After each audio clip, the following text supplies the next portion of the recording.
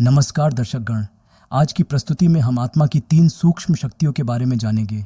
ये वो शक्तियां हैं जिसे आप जान और समझ गए तो आप सब कुछ हासिल कर सकते हैं। वो 3 सूक्ष्म शक्तियां हैं मन, बुद्धि और संस्कार, जो आत्मा के साथ शरीर में प्रविष्ट होती है और शरीर छोड़ने पर आत्मा के साथ ही चली जाती है। आत्मा की सोचने की शक्ति को मन कहते हैं और जब उन विचारों को बुद्धि द्वारा आत्मा समझती है तथा जब वे विचार कर्म व्यवहार में आते हैं तब वे कर्म आत्मा पर अपना प्रभाव छोड़ जाते हैं, जिसे संस्कार कहते हैं। आइए इसे विस्तार पूर्वक समझते हैं। आत्मा की पहली सूक्ष्म शक्ति है मन। मन में ही विचार करने की क्षमता है, इच्छा शक्ति है, कल्पना करने की शक्ति है और महसूस करने की क्षमता है। जब मनुष्य इन क्षमताओं को समझ नहीं पाता तब वह उसके अधीन हो जाता है। तत्पश्चात मनुष्य कहता है मन तो चंचल घोड़ा है जो चारों ओर भटकता रहता है, या फिर मन तो एक चंचल बच्चे जैसा है। लेकिन मन का एक दूसरा पहलू यह भी है कि मन बड़ा सुंदर है। मन की क्षमताओं को अगर समझा जाए और उसकी वास्तविकता को जानकर उसे यथार्थ दिशा में लगा दिया जाए तो यह मन लौकिक अथवा अलौकिक बड़ी से बड़ी प्राप्ति कर सकता है। तभी तो किसी ने सही कहा है कि आज मनुष्य अपने मन की क्षमताओं का सिर्फ 5% उपयोग करता है और बुद्धिमान व्यक्ति अपने मन की क्षमताओं का सिर्फ 15% उपयोग करता है। बाकी सारी क्षमता व्यर्थ ही चली जाती है। उसका कारण है कि आज मनुष्य के मन की ऊर्जा का बड़ा हिस्सा व्यर्थ विचारों में नष्ट हो जाता है। आज हमारा मन परेशान इसलिए होता है क्योंकि हम मन के विषय में जानते ही नहीं। हमारी जीवन शैली इस प्रकार की बन गई है कि मन किस दिशा में चल रहा है ये महसूस करने के लिए हमारे पास समय ही नहीं है। हमारा मन निरंतर सोचता रहता है। इसीलिए किसी मनोवैज्ञानिक ने कहा है कि मनुष्य अगर कम से कम गति से सोचे तब भी उसके मन में 25 से 30 विचार 1 मिनट में चलते हैं और इस तरह एक दिन में असंख्य विचार मन के अंदर चलते रहते हैं। यदि हम एक दिन के विचारों को ही देखें तो पाएंगे कि हमारे अंदर 4 प्रकार के विचार चलते हैं, जो इस प्रकार है। पहला, सकारात्मक विचार। सकारात्मक विचार का अर्थ है सकारात्मक दृष्टिकोण के साथ जीवन की चुनौतियों का सामना करना। एक व्यक्ति जो सकारात्मक तरीके से सोचता है वो अपने आसपास के लोगों और घटनाओं के उज्जवल पक्ष पर ही ध्यान केंद्रित करता है। सकारात्मक विचार से समर्थ संकल्प होते हैं जिनमें शुभ भावना और शुभ कामना समय होता है। इसमें न कोई स्वार्थ होता है न कोई बुराई होती। दूसरा है नकारात्मक विचार, जो किसी न किसी बुराई, कमजोरी या विकृत मानसिकता वाले विचार होते हैं और जो स्वार्थयुक्त होते हैं उन्हें नकारात्मक विचार कहते हैं। इसके अलावा नवीनता की भावना के आधार पर भी विचार चलते हैं। ऐसे सभी विचार नेगेटिव अर्थात नकारात्मक विचार होते हैं। तीसरा है आवश्यक विचार। आवश्यक विचार हमारी दिनचर्या से संबंधित होते हैं, जैसे आज यहाँ जाना, इसको मिलना है, इतने कार्य करने हैं या नहीं, इतने कराने हैं इत्यादि। ये सभी आवश्यक विचार कहलाते हैं। चौथा है व्यर्थ विचार। व्यक्त विचार का कारण है व्यर्थ दुख लेना, सुनी हुई बात न चाहते हुए भी मन में चलना या बीती हुई घटनाओं की स्मृति आना, जैसे कि यह क्यों कहा, यह ठीक नहीं कहा या यह नहीं होना चाहिए, ऐसा करते तो अच्छा होता, आदि आदि सोचकर मन को भारी बना लेते हैं। इन्हें ही व्यर्थ विचार कहते हैं। आज हम वर्तमान के बारे में नहीं सोचते बल्कि उन्हीं बातों को सोचते हैं जो बीत चुका है, क्योंकि इनसे समय और शक्ति की बर्बादी होती है। इसलिए ये सभी व्यर्थ विचार कहलाते हैं। विशेषज्ञों के विश्लेषण के अनुसार हमारा 80% विचार भूतकाल की घटनाओं से संबंधित होते हैं और 15% विचार भविष्य की चिंताओं के लिए होते हैं और सिर्फ 5% ही वर्तमान के बारे में सोचते हैं, जबकि वर्तमान हमारे लिए बहुमूल्य है। इसका भरपूर सदुपयोग होना चाहिए। इस प्रकार सारे दिन हमारे मन में 4 प्रकार के विचार चलते रहते हैं: सकारात्मक विचार, नकारात्मक विचार, आवश्यक विचार और व्यर्थ विचार। इस तनाव के युग में हम यदि विश्लेषण करें कि हमारे मन में अधिकतर विचार किस प्रकार के हैं तो महसूस होगा कि ज़्यादातर व्यर्थ विचार ही चलते हैं और दूसरे नंबर पर नकारात्मक विचार ज़्यादा चलते हैं। आवश्यक विचारों में भी स्वार्थ अधिक होता है तो वे भी नकारात्मक हो जाते हैं और इस तरह सकारात्मक विचार बहुत कम चलते या ना के बराबर ही होते हैं। हमारा जीवन कैसे बीतेगा यह हमारे मन के विचारों पर निर्भर करता है। इसलिए कहा जाता है जैसा चिंतन वैसा जीवन, जैसा सोचोगे वैसा ही पाओगे। मैं आपको एक कहानी सुनाता हूँ, ध्यान से सुनिएगा। इससे आपको समझ आएगा मन के विचार हमारे जीवन पर कैसे प्रभाव छोड़ता है। एक बार एक राजा था और उसका एक मित्र था जो लकड़ी का बड़ा व्यापारी था। दोनों की बहुत गहरी मित्रता थी। एक दिन वह लकड़ी का व्यापारी अपना लकड़ी का ढेर देख रहा था। तभी उसकी नज़र चंदन की लकड़ी पर पड़ी और उसने देखा कि बहुत सारी चंदन की लकड़ियां हैं। तब उसका व्यापारी दिमाग हिसाब लगाने लगा कि चंदन की लकड़ी तो बहुत महंगी है, कौन खरीदेगा इन लकड़ियों को। उसने हिसाब लगाया कि उसकी कितनी पूंजी अटकी हुई है। अगर वह इन सभी लकड़ियों को बेच देगा तो उसकी सारी पूंजी निकल जाएगी, लेकिन इन लकड़ियों को खरीदेगा कौन। और इस तरह वह व्यापारी घंटों तक सोचता रहा। ऐसे समय में जब मनुष्य लोभवश सोचता है तो वह अपना विवेक भी खो देता है और उसके मन का घोड़ा अक्सर नकारात्मक दिशा में दौड़ने लगता है। उसका वहाँ के राजा के साथ घनिष्ठ संबंध था, इसलिए उसके मन में राजा का ख्याल सबसे पहले आया और वह सोचने लगा कि अगर राजा मर जाए तो उसको जलाने के लिए तो चंदन की लकड़ियों का ही प्रयोग होगा और तब उसकी सारी पूंजी निकल जाएगी। लोभ में वह ये भी भूल गया कि राजा उसका मित्र है। फिर वह सोचने लगा कि राजा मरे तो कैसे मरे, क्योंकि राजा कोई बुजुर्ग तो है नहीं जो इतनी जल्दी मर जाएगा। फिर वह सोचने लगा कि अगर कोई आकस्मिक कारण बने या कोई ऐसी बीमारी का कारण बने तब तो वह ज़रूर मर सकता है। लेकिन फिर उसका मन सोचने लगा कि राजा तो स्वस्थ हैं तो बीमारी आ नहीं सकती। इन्हीं विचारों में उसकी रात की नींद हराम हो गई। वह रात भर यही सोचता रहा कि राजा मरे तो कैसे मरे। फिर उसके मन में विचार आया कि अगर कोई इस राज्य पर चढ़ाई करे और उसमें राजा मारा जाएगा तब तो वह अवश्य कर सकता है। लेकिन दूसरी ओर उसे ख्याल आया राजा के सभी आसपास के पड़ोसी राज्यों के साथ बहुत अच्छे संबंध हैं, कोई भी उसके साथ युद्ध का ऐलान नहीं कर सकता। फिर उसे एक विचार आया अगर प्रजा में से कोई उसको मार दे तब तो वह अवश्य कर सकता है। लेकिन वहीं दूसरी ओर उसके मन ने कहा कि सारी प्रजा भी खुश और संतुष्ट है तो प्रजा में से भला कोई क्यों मारेगा। इसी दुविधा एवं नकारात्मक सोच एवं लोभवश विचारों से उसके मन की शांति नष्ट हो रही थी। उसे रात को भी नींद नहीं आती थी और दिन में भी किसी काम में उसका मन नहीं लगता था। ऐसे नकारात्मक विचार उसके मन पर हावी होने लगे थे, जिससे वह बहुत परेशान रहने लगा। जब वह महल में राजा से मिलने जाता था तो पहले जैसा स्नेह, प्यार, मित्रता भाव, खुशी आदि उसके चेहरे से नहीं झलकती थी और वह राजा को उसी दृष्टि से देखता कि वह मरे तो कैसे मरे। व्यापारी को यह मालूम नहीं था कि हमारे विचारों के भाव चेहरे पर दिखने लगते हैं और उनके कंपन वातावरण में फैलते हैं। राजा जब भी उसे देखता था तो उसे महसूस होता था कि मित्र को कोई परेशानी है, परंतु जब भी वह पूछता था तो व्यापारी मित्र कोई ना कोई बात से टाल देता था, परंतु उसके विचारों की तरंगें राजा को पहुंच जाती। जैसे कहा जाता है कि जो हम दूसरों के प्रति सोचेंगे वो बात हमारे प्रति भी वैसे ही रूप में वापस आती है। महल में बैठे एक दिन राजा के मन में विचार आया कि यह मेरा मित्र जो इतना धनवान है किसके लिए कमाता है, उसके आगे पीछे तो कोई है नहीं, तो वो क्यों इतनी परेशानी को उठाता है।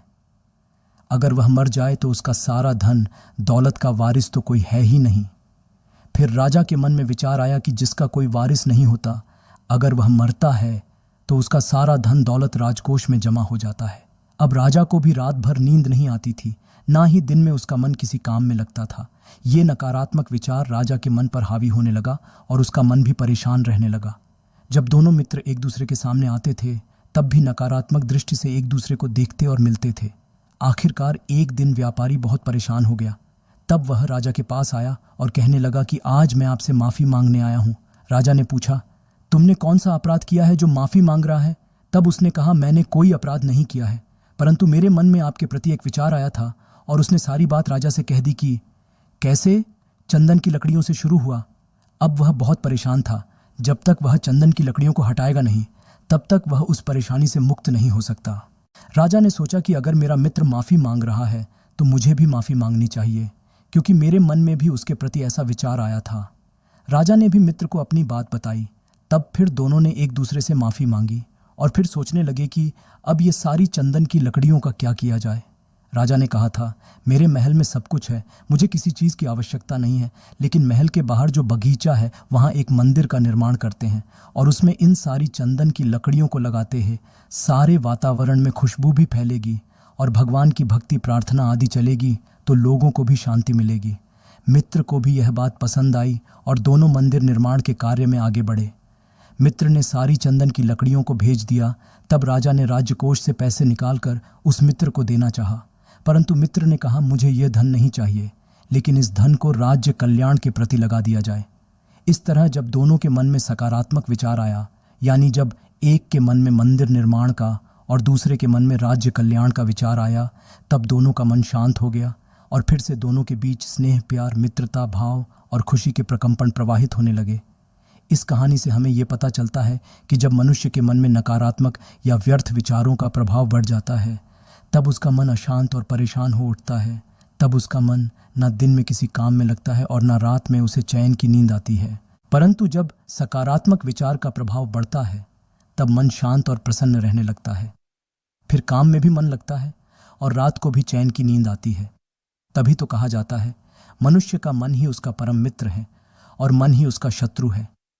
मन के विचारों का प्रभाव हमारे जीवन पर बहुत गहरा है। जैसे मनुष्य के मन में विचार होंगे, वैसे ही उसकी भावनाएं और व्यवहार होगा। अर्थात विचार एक महान शक्ति है। व्यक्ति का जैसा विचार होता है, वह वैसा ही जीवन में अनुभव करता है। जब मनुष्य किसी विचार को बार बार दोहराता रहता है, तब उसकी मनोवृत्ति वैसी बन जाती है। मनोवृत्ति के आधार पर ही उसकी मान्यताएं बनने लगती है और फिर वही मान्यताएं सत्य होने लगती। विचार एक बीज है। जैसा विचार बीज मानव अपने मन में रोपित करता है और उसमें मन को जितना लगता है, उतनी ही मन की शक्ति भी लगानी पड़ती है। सकारात्मक विचार मन में शक्ति का संचार करता है, जबकि नकारात्मक विचार मानसिक शक्ति को क्षीण करते हैं। जैसे थकान और खोखलेपन का अनुभव होता है। आत्मा की दूसरी सूक्ष्म शक्ति है बुद्धि। मन और बुद्धि का एक दूसरे के साथ गहरा संबंध है। मन सोचने की शक्ति है तो बुद्धि समझने की शक्ति है। इसलिए कहा जाता है सोच समझकर बोलना। अर्थात सोचने का काम मन करता है, लेकिन उसे समझने का काम बुद्धि करती है। ये भी कहते हैं, मन घोड़ा है तो बुद्धि उसकी लगाम है। लगाम हाथ में होगी तो मन रूपी घोड़ा कभी तूफान नहीं मचाएगा। घोड़ा अनुशासित रहेगा, लेकिन अगर लगाम को छोड़कर घुड़सवारी की कोशिश करेंगे तो घोड़ा हमें जमीन पर पटक देगा। इसी प्रकार बुद्धि रूपी लगाम को हाथ में पकड़े बगैर मन की घुड़सवारी करने पर पश्चाताप ही करना पड़ता है। बुद्धि क्या चीज है? बुद्धि आत्मा का अंतर्कह है, जिससे वह हर बात को देखती और समझती। मन के सारे विचार बुद्धि के पास आते हैं और बुद्धि उन विचारों का एक बिंब बनाती है, और यह बुद्धि का दृश्य यानी दृश्यावलोकन जितना शक्तिशाली होता है, उतना उसमें समझने की शक्ति बढ़ जाती है। बुद्धि के इस अंतर चक्षु द्वारा हम केवल बाह्य या भौतिक वस्तुओं को ही नहीं देखते, अपितु मनुष्य की सूक्ष्म भावनाओं को भी देख सकते हैं और समझ सकते हैं। बुद्धि की दो विशेषताएं हैं। पहला विवेक और दूसरा स्वतंत्रता। विवेक युक्त बुद्धि से मानव सही और गलत को अच्छी तरह से परख सकता है। उदाहरण के तौर पर आप किसी बच्चे के सामने झूठ बोलकर देखें तो वह भी तुरंत अपने विवेक के आधार पर आपसे कहेगा ये झूठ है। परंतु उस वक्त हम उस बच्चे को तुरंत चुप कराते हुए कहते हैं कि तुम्हें अभी समझ नहीं है। अर्थात हमने उसके विवेक को मार दिया। तब वह बच्चा एक दुविधा में पड़ जाता है कि मेरा विवेक तो कहता है यह गलत है, और बड़े कहते हैं मैं समझता ही नहीं। और शायद वह अपनी बुद्धि को मनाने लगता है कि बड़े ज़्यादा जानते हैं। फिर दूसरी बार किसी बात पर जब वह अपने समझ का इस्तेमाल करके झूठ बोलता है, तब भी बड़ों से डांट पड़ती है, तुम झूठ बोलते हो, तुमने ये बात कहाँ से सीखी। फिर वह बच्चा बहुत असमंजस में पड़ जाता है कि जब वह सही कहा तब उन्होंने कहा कि तुम समझते ही नहीं, और जब मैंने उनके हिसाब से कहा था तब वो कहते हैं कि मैं झूठ बोलता हूँ, तो फिर सही क्या है। और इस दुविधा में वह बच्चा उसी दिशा में आगे बढ़ता है जैसा संघ या माहौल मिलता है। वास्तव में बुद्धि को यह दो भेंट विवेक और स्वतंत्रता इसलिए प्राप्त है ताकि मनुष्य हर कर्म विवेक युक्त और स्वतंत्र होकर करें, जिससे अपने कर्म के लिए वह खुद उत्तरदायी या जिम्मेदार हो सके। भगवान उसके कर्म के लिए जिम्मेदार नहीं है, क्योंकि ईश्वर कभी हमारे कर्म में दखल नहीं करते। जब मनुष्य की बुद्धि किसी बात को अपने अंतर चक्षु से देखती है, अच्छी तरह समझती है, उसका विश्लेषण करती है और अंत में परखती है, तब हर बात का यथार्थ निर्णय लेने लगती है। इसलिए जीवन में हर मनुष्य ने यह अवश्य महसूस किया होगा कि जब जब उसने सही निर्णय लिया है, तब तक उसे सुकून का अनुभव हुआ होगा। इसके विपरीत जीवन में जब जब गलत निर्णय लिया होगा, तब तक अंदर ही अंदर आत्मा स्वयं को कछोटती होगी। आज मनुष्य की बुद्धि कमजोर होने के कारण व्यर्थ और नकारात्मक विचारों के प्रभाव में आ गई है, इसलिए सही निर्णय नहीं ले पाती। आत्मा की 3 सूक्ष्म शक्तियों में बुद्धि महत्वपूर्ण शक्ति है। बुद्धि को ही अंतरात्मा की आवाज़ कहते हैं, जो कभी गलत नहीं होती, सिर्फ उसे सुनने की आवश्यकता है। बुद्धि अपने विवेक से जब सही निर्णय लेती है, तब सुख, शांति, आनंद आदि गुणों से भरपूर हो जाती है। बुद्धि जितनी शक्तिशाली और स्पष्ट होगी, उतना ही निर्णय सही होगा। जैसे आंखें अगर धुंधली हैं तो स्पष्ट दिखाई नहीं पड़ता है, ठोकर भी लग सकती है। उसी तरह नकारात्मकता अंतर्दृष्टि को धुंधला कर देती है, जिसके कारण स्पष्ट दिखाई नहीं देता। उस अवस्था में लिया गया हर निर्णय गलत साबित होता है, और फिर बार बार गलत निर्णय लेने से आत्मविश्वास हिल जाता है, और इस प्रकार मनुष्य का मनोबल और इच्छा शक्ति कमज़ोर होने के कारण बुद्धिमान के नकारात्मक विचारों के प्रभाव में रहने लगती है। तब हमें आध्यात्मिक ज्ञान और योगाभ्यास ही सकारात्मक चिंतन प्रदान करता है, जिससे मनोबल मजबूत होता है, बुद्धि की विवेक शक्ति बढ़ती है और जीवन में सही निर्णय लेने की क्षमता पैदा होती है। लेकिन आज मनुष्य इन सब चीज़ों से दूर होता जा रहा है, जिससे उसकी बुद्धि कमज़ोर होती जा रही है। जब बुद्धि कमज़ोर होने लगती है तब कार्य क्षमता पर इसका सीधा प्रभाव पड़ता है। मैं आपको एक कहानी के माध्यम से समझता हूँ। एक गरीब लड़का था जिसे नौकरी की तलाश थी। अनेक प्रयत्नों के बाद भी उसे कोई काम नहीं मिला। तब उसके एक मित्र ने कहा कि वह लकड़ी के एक व्यापारी सेठ के पास चला जाएगा, शायद वहाँ उसे कोई काम मिल जाए। मैं उस सेठ के पास चला गया और उसने सेठ से अपने लिए काम मांगा। सेठ ने पूछा कि वह क्या काम कर सकता है। युवक ने कहा कि वह शक्तिशाली है, कोई भी काम कर सकता है। सेठ ने पूछा क्या वह लकड़ी काट सकता है। युवक तैयार हो गया। सेठ उस युवक को पीछे गोदाम में ले गया जहाँ लकड़ियों का ढेर रखा था और कहा कि ये सारी लकड़ियाँ काटनी हैं। वह तैयार हो गया तो सेठ ने उसे कुल्हाड़ी दी और काटने के लिए कहा। सारा दिन वह लकड़ी काटता रहा। दिन के अंत में सेठ ने सोचा, देखें उस युवक ने कितनी लकड़ी काटी है। उसने देखा कि युवक ने सारे दिन में करीब 25 लकड़ियाँ काटी थीं। सेठ जी बड़े प्रसन्न हो गए और कहने लगे, तुम्हारे में अच्छी क्षमता है, चलो तुम्हारी नौकरी पक्की, रोज सुबह आकर शाम तक लकड़ी काटना, दिन में 1 घंटा आराम मिलेगा। युवक खुश होकर घर चला गया। प्रतिदिन वहां कर लकड़ी काटता और घर चला जाता। ऐसे करते करते 10 दिन बीत गए। फिर सेठ जी ने सोचा कि देखना चाहिए युवक क्या कर रहा है। जब दिन के अंत में वह देखने गए तो देखा कि युवक ने सारे दिन में सिर्फ 15 लकड़ियां ही काटी थीं। सेठ जी ने युवक से कहा कि उसकी क्षमता कम कैसे हो गई। पहले दिन तो उसने 25 लकड़ी काटी थी और 10 दिन के बाद सिर्फ 15 लकड़ी काट पाया। युवक कहने लगा कि उसे भी समझ नहीं आ रहा है कि लकड़ी कम कैसे कट रही है, जबकि वह आलस्य भी नहीं करता और भरपूर मेहनत भी करता है। सेठ जी ने उसे थोड़ी और मेहनत करने के लिए कहा। युवक ने भी स्वीकार किया और दूसरे दिन से और मेहनत करने लगा। इसी प्रकार मेहनत करता रहा और 10 दिन बीत गए तो फिर सेठ ने सोचा कि देखे तो सही वह लड़का क्या कर रहा है। उसने देखा कि सारे दिन में उस युवक ने सिर्फ 10 लकड़ी ही काटी है। सेठ जी ने युवक से पूछा, क्या बात है, पहले दिन तो तुमने 25 लकड़ी काटी थी, 10 दिन में 15 लकड़ी तक हो गई और आज 20 दिन में ये क्षमता कम कैसे हो गई। युवक ने कहा था, सेठ जी यही बात तो उसे भी समझ में नहीं आ रही है कि इतनी मेहनत करने पर भी उसकी कार्य क्षमता कम क्यों हो रही है। सेठ जी अनुभवी थे। उन्होंने युवक से पूछा कि तुम ये बताओ कि इन 20 दिनों में कुल्हाड़ी की धार कितनी बार तेज किया है। युवक ने कहा, सेठ जी समय कहाँ मिलता है, कुल्हाड़ी की धार तेज करने का सारा दिन तो लकड़ी काटने में ही चला जाता है। सेठ जी ने कहा, अरे भाई उसके लिए तुम्हें अलग समय थोड़े ही दिया जाएगा। जैसे ही तुम काम पर आते हो सबसे पहले तुम्हें कुल्हाड़ी की धार तेज करनी चाहिए, तब तुम कम मेहनत में भी अधिक लकड़ी काट सकोगे।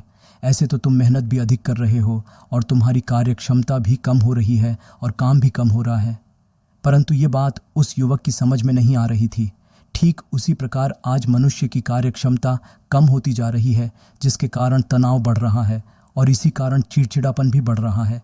इन सब बातों का कारण है कि अपनी बुद्धि की धार को आध्यात्मिक ज्ञान एवं मेडिटेशन से तेज नहीं किया है। आज का मनुष्य भी यही कहता है कि इसके लिए उसके पास समय नहीं है। समय मिलेगा नहीं, निकालना पड़ेगा। मनुष्य अगर सुबह सुबह आध्यात्मिक ज्ञान और योगाभ्यास से अपनी बुद्धि की धार तेज कर ले तो उसका सारा दिन अच्छा रहता है, क्योंकि आध्यात्मिक ज्ञान और मेडिटेशन उसके मन को सशक्त करता है, जिससे अंतर्चक्षु स्पष्ट हो जाते हैं और हर बात को सही समझकर कार्य करने लगता है, जिससे बुद्धि की क्षमता बढ़ जाती है और कुशलता भी आ जाती है। आत्मा की तीसरी सूक्ष्म शक्ति है संस्कार। मनुष्य अपने मन के विचारों को बुद्धि की विवेक शक्ति से समझकर जब स्वतंत्र इच्छा से कर्म करने लगता है, तब वह कर्म आत्मा पर अपना प्रभाव छोड़ देता है, जिसे हम संस्कार कहते हैं। या संस्कार अर्थात कर्म का प्रभाव हमारी स्मृति में समा जाता है और हमारे संपूर्ण व्यक्तित्व का निर्माण करता है। बार बार किया जाने वाला कर्म आदत का रूप लेकर उसके अर्धचेतन मन में समा जाता है। मन और बुद्धि भी तथा अनुसार कार्य करने लगते हैं। इस तरह जब मानव नकारात्मक संस्कारों के चक्रव्यूह में गिर जाता है, तब चक्रव्यूह को तोड़कर अपने जीवन को नई दिशा देना व्यक्ति के लिए बहुत कठिन हो जाता है। उन आदतों से परेशान व्यक्ति आत्मशक्ति के अभाव में उसे बाहर नहीं निकल पाता। उदाहरण के तौर पर शराब या सिगरेट की आदत वाला व्यक्ति आत्मिक शक्ति के अभाव में इनसे मुक्त नहीं हो पाता। हर आत्मा में 5 प्रकार के संस्कार होते हैं, इसलिए हर व्यक्ति एक दूसरे से भिन्न होते हैं। जैसा व्यक्ति का संस्कार होता है वैसा उसका स्वभाव होता है, और जैसा उसका स्वभाव होता है वैसे उसके लक्षण होते हैं। इसलिए संसार में आज 7 अरब से अधिक जनसंख्या है, लेकिन एक के भी लक्षण दूसरे से नहीं मिलते। यहाँ तक कि दो जुड़वा बच्चे होते हैं तो भी माँ खुद कहती हैं कि दोनों के स्वभाव में अंतर है या भिन्नता उसके संस्कारों के कारण होती है। पहला है मूल संस्कार, अर्थात आदि और अनादि संस्कार का। जब ईश्वर के धाम से मनुष्य की आत्मा इस संसार में आती है तब वह अपने निजी सतोगुणी संस्कार लेकर आती। इसलिए जब कोई मनुष्य किसी नवजात शिशु के सामने जाता है तब एक अलौकिक भावना का संचार होता है। उसे देखकर कभी नफरत नहीं आती, क्योंकि हर वक्त बच्चे से सकारात्मक ऊर्जा जैसे आनंद, प्रेम, खुशी, पवित्रता की तरंगें निकलती रहती हैं। इसीलिए बच्चे के प्रति कभी भी कोई नकारात्मक भाव पैदा नहीं होता। हर बच्चे का वास्तविक स्वरूप दोगुणी होता है। यही उस समय उसके मूल संस्कार होते। हर आत्मा के मूल संस्कार एक जैसे ही होते हैं, लेकिन जैसे जैसे बच्चा बद्धा होने लगता है वह अपने वास्तविक सतोगुणी स्वरूप से दूर जाने लगता है और कमजोरियों के वशीभूत हो जाता है। तब वह बच्चा 7 गुणों की जगह 7 अवगुण ले लेता है, जैसे काम, क्रोध, लोभ, मोह, अहंकार, ईर्ष्या और नफरत आदि। दूसरा है पूर्व जन्म के संस्कार। हर आत्मा भिन्न भिन्न स्थान एवं परिवेश से अपने पूर्व जन्मों के संस्कार साथ लेकर इस जन्म में आती है। उदाहरण के तौर पर हम कई बार समाचार पत्रों में पढ़ते या सुनते हैं कि एक 5 साल का बच्चा शास्त्रों के श्लोक बोलने लग गया, जबकि घर में किसी को भी संस्कृत नहीं आती थी, या एक 3 साल का बच्चा कंप्यूटर चलाने लग गया। तब कहते हैं कि उसके पूर्व जन्म के संस्कारों का उदय हुआ है। अब स्वाभाविक रूप से प्रश्न उठता है कि क्या उन संस्कारों को उन्हीं बच्चों में उदय होना था, बाकी सब में क्यों नहीं हुए? हकीकत यह है कि पूर्व जन्म के संस्कारों का उदय तो हर एक में होता है, लेकिन उनकी तीव्रता में फर्क पड़ता है।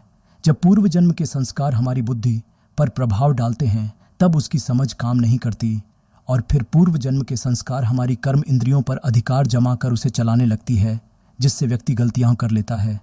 तीसरा है गर्भ संस्कार। गर्भ संस्कार उन संस्कारों को कहते हैं जिन्हें गर्भ काल के दौरान बच्चा अपने माता पिता के चिंतन से ग्रहण करता है।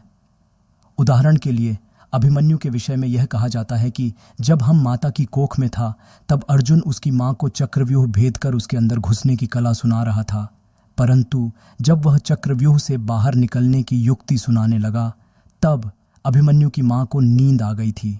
इस कारण अभिमन्यु महाभारत के युद्ध में कौरवों द्वारा रचे गए चक्रव्यूह को तोड़कर अंदर तो घुस गया था, परंतु बाहर नहीं निकल सका।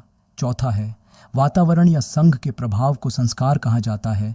जैसा संघ वैसा रंग, अर्थात वातावरण और संघ के रंग वाले इन संस्कारों का प्रभाव भी मनुष्य जीवन पर बहुत गहरा होता है। कई बार देखते हैं कि खानदानी परिवार के बच्चे जब कॉलेज में या हॉस्टल में पढ़ाई के लिए जाते हैं और वहां अगर बुरी संगत में लग जाते हैं तब संघ के प्रभाव में आकर वे भी बुराई के मार्ग पर अग्रसर हो जाते हैं। ये वातावरण या संघ के प्रभाव के संस्कार के कारण ही होता है। पांचवा है दृढ़ता या मनोबल के संस्कार। व्यक्ति एक बार जब अपने मन में कुछ ठान लेता है कि मुझे सिर्फ ऐसे ही करना है, तब उसके बाद कोई भी उसको बदल नहीं सकता। उसका संकल्प इतना दृढ़ होता है कि उस दृढ़ संकल्प के कारण वो असंभव को भी संभव कर लेता है। दृढ़ संकल्प के द्वारा आप अपने व्यक्तित्व को जैसे चाहे वैसा बदल सकते हैं। व्यक्तित्व एक बर्फ की शिला जैसा है जिसका 90% भाग अंदर है और 10% भाग ऊपर है। आत्मा बीच में है जिसमें अथाह क्षमता है और अथाह शक्ति व्यक्तित्व पर। चारों प्रकार के संस्कार, मूल संस्कार, पूर्व जन्म के संस्कार, गर्भ संस्कार और संघ के रंग के संस्कार गुप्त प्रभाव के रूप में हावी रहते हैं और मनुष्य के व्यक्तित्व को संचालित करते हैं, जिससे जीवन भी उसी दिशा में चलता जाता है। इसलिए आत्मा में असीम क्षमता होते हुए भी वह परवरिश हो जाती है और अपनी शक्ति से कार्य नहीं कर पाती। अब प्रश्न ये उठता है कि क्या इन चारों प्रकार के संस्कारों को परिवर्तन किया जा सकता है? तो इसका उत्तर है हाँ, अवश्य किया जा सकता है। जैसे लोहे को लोहे द्वारा, हीरे को हीरे द्वारा ही काटा जा सकता है, वैसे ही संस्कारों को संस्कारों से ही काटा जाता है। उसके लिए 5वें प्रकार के दृढ़ता के संस्कारों को जागृत करना पड़ता है। दृढ़ता की शक्ति हर एक में होती है, परंतु जब तक हम उसे जागृत नहीं करते तब तक वह गुप्त रूप में अंदर रहती है। दृढ़ता की शक्ति को जागृत करने के लिए सकारात्मक संकल्प की शक्ति अथवा समर्थ संकल्पों की रचना करनी चाहिए, जो आत्मा की अथाह शक्ति और क्षमता को व्यक्तित्व में प्रत्यक्ष करते हैं। तब ये चारों प्रकार के संस्कार निष्क्रिय हो जाते हैं। इसमें आध्यात्मिक ज्ञान से सहायता मिलती है, क्योंकि आध्यात्मिक ज्ञान ही हमें श्रेष्ठ और सकारात्मक दिशा प्रदान करता है और व्यक्ति को जीवन में महानता के शिखर पर पहुंचाता है। तो मित्रों, आपने इस प्रस्तुति में जाना कि आत्मा की वो 3 सूक्ष्म शक्तियाँ कौन कौन सी है जो हमारे जीवन पर प्रभाव डालती है। ये प्रस्तुति आपको कैसी लगी कमेंट्स में ज़रूर बताएगा, और अगर आप हमारे चैनल पर नए हैं तो हमारे चैनल को सब्सक्राइब अवश्य कीजिएगा और मिलते हैं अगले वीडियो में। तब तक के लिए अपना ख्याल रखना। जय श्री राम।